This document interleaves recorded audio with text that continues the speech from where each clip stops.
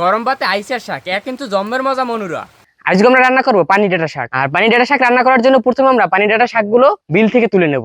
তো গাইস আমরা যাইতেছি এখন শাক তুলতে। এই দেখতে পাচ্ছেন আমাদের সাথে আছে জাফি, আর এই হচ্ছে কিন্তু খাল। এই খাল হাতুড়ে কিন্তু আমরা যাইতেছি। এই হচ্ছে আমাগো আটলান্টিক মহাসাগর। এই যে দেখতে পাইতেছেন আমরা কোলার বিলের মধ্যে তুলতে আইছি। আশপাশে কিন্তু কোলা অনেক, আর ধান খেত। এই যে পাশে আমরা আল দিয়ে হাঁটতে আসি। এই যে আইল হাঁকগুলারে কোলা দিয়ে আনার পর আমরা হাঁকগুলারে এরম করে পলে নেবো।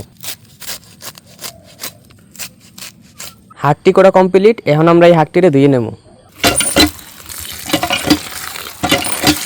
হাঁকটিরে বাজার লাগে প্রথমে আমরা এই হাঁকটিরে হালকাভাবে সিদ্ধ করে নেবো। প্রথমে দিয়ে দেবো আমরা সয়াবিন তেল, এরপর দিয়ে দিতে আছি পেঁয়াজ কুচি আর মরিচ কুচি। পেঁয়াজটা হালকা লালচে বানানোর পর আমরা দিয়ে দেবো শাকগুলো।